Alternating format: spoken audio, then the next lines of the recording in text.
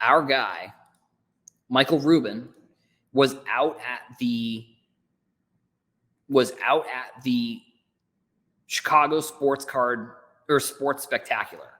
I think he has been at the last few nationals, so like he, knows his way around card shows. I think that within sports cards, we don't really understand how famous Michael Rubin really is and what a good businessman he is. And being a good businessman doesn't mean that's necessarily 100% good for the hobby. I think we've seen Fanatics in some of their business moves hurt the hobby, so that way Fanatics can kind of come in and build a little bit more than maybe like, they came in when Topps was going to go public and they bought the licenses, so that way now Topps is really only their biggest asset is nothing now. Like they don't have the assets, so like their whole reason for going public is really nothing. And then they come over the top and grab the other licenses.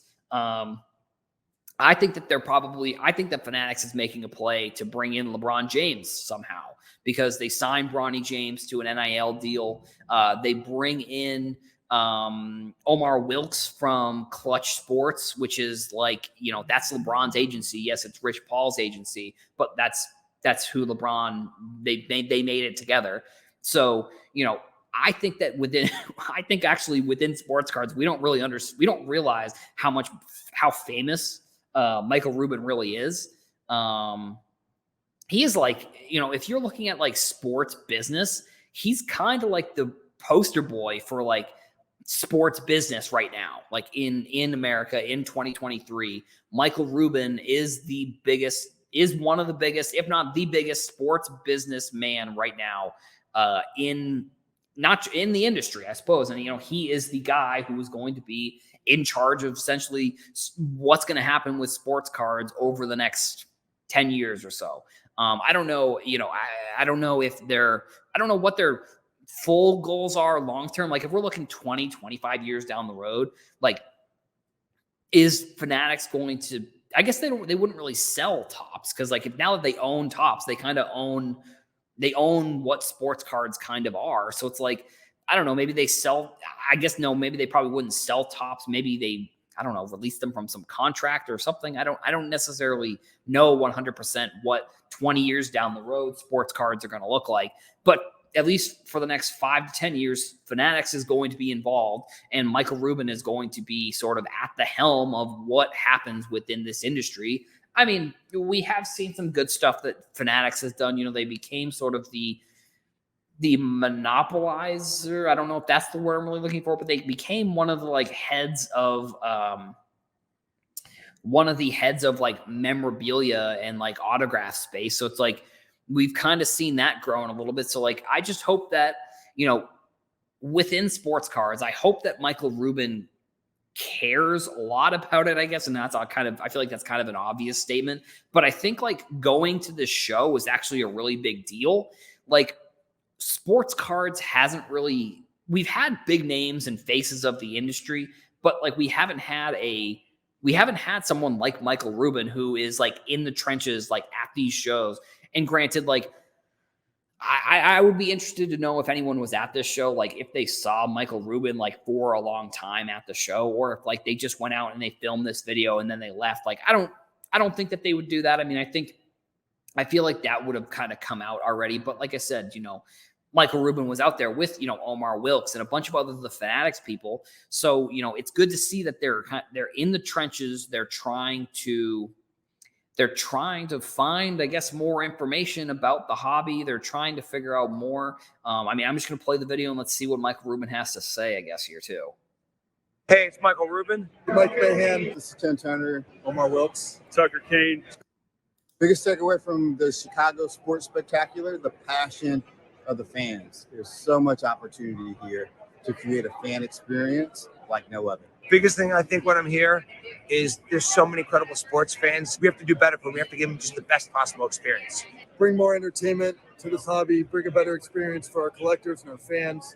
This place is amazing. But imagine what it could be, 5, 10 years from now, and that's what's really exciting. We got to do a better job bringing in diverse human beings here, making it cooler. I know that's broad in general. Also, like organization and layout. everything's kind of a free for all. Bring people closer to the athletes, bring people closer to the cards.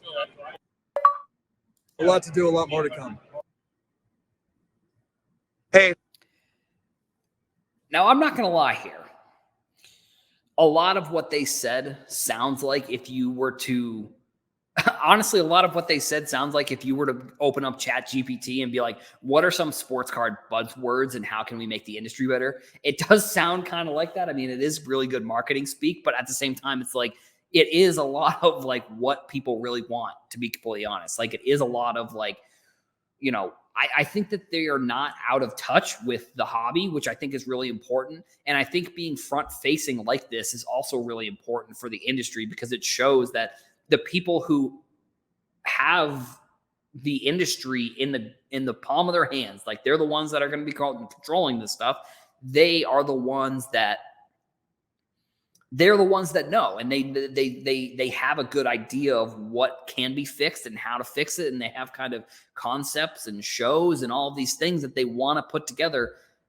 And like I said, I mean, I think a lot of what they said is really, I think of what they said as a lot of people would agree with a lot of the stuff that they said. I mean, and it's good that they're all out there. Like, it's not just some intern trying to gather data. Like, it's Michael Rubin, the CEO of Fanatics, out on the floor, conversing, taking pictures, meeting people. It's like,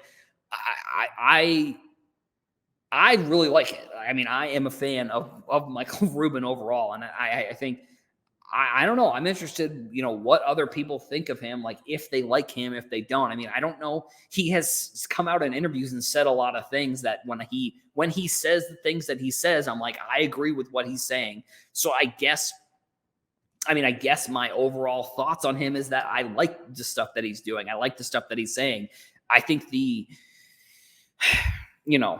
I think when it comes to business talk, it can be very cheap. So I think, again, I want to maybe wait until we get a year or two into the other licenses to really show or to really see if Fanatics is doing what's best for the hobby and doing what's best for the business, or if they're really just focusing on what's best for the business and what's, you know, whatever the best thing that they can do for investors or for people trying to come in or how they can make money. But I think, like I said, so far, Michael Rubin has done a really good job at telling people sort of what they want to hear, honestly, in the hobby. And I think I like, you know, the one thing he said recently that I think caught a lot of people's attention was that he's trying to 10x the hobby. And then I think when you look at the actions of that 10xing, I think that they have done a good job at that. Like, I think that like the Bowman product, I think was a really smart idea. I think, you know, there have been other things that I've seen. You know, I think the Bowman is really the kind of the big thing, in my opinion, of things that I've seen that I think I really like what they're doing. But like, if they want to continue, I think that they're going to have to try and maybe find these smaller niche kinds of people or collectors or, you know, people within that are interested in sports, but maybe they're not into sports cards. Maybe they're diehard fans of sports, but I don't know, maybe they don't love sports cards. But like, if you're a college football fan, like, in my opinion, you should be able, if you're Fanatics and you're trying to 10x the hobby, you're trying to 10x the hobby, that's probably one of the good places that I would look.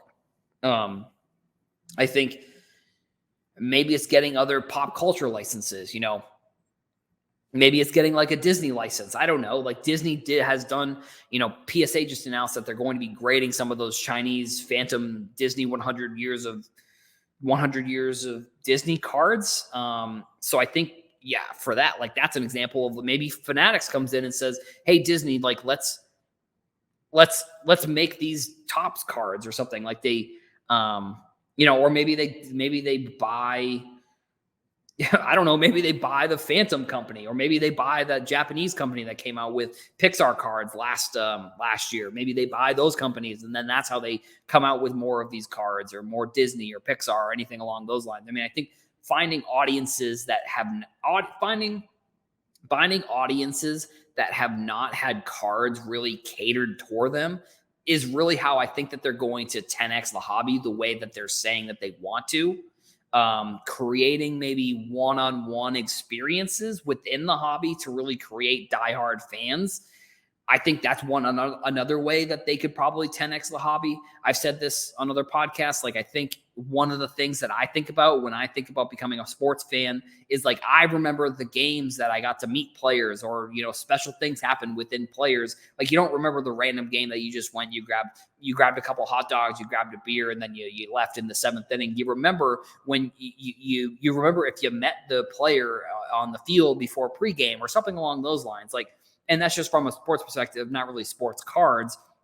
But like, I think figuring out how to create those one-on-one experiences is going to create diehard fans. And I think, especially if it's if you can double it down, like where it's like college fans, for example, if you can find a way to, within sports cards, to create an experience for them, and then also create some other sports experience, like you're doubling down on creating a diehard fan for sports cards. So if Fanatics can do that, I think that they're in a really good spot. If they're really trying to 10x the hobby the way that they're saying that they want to.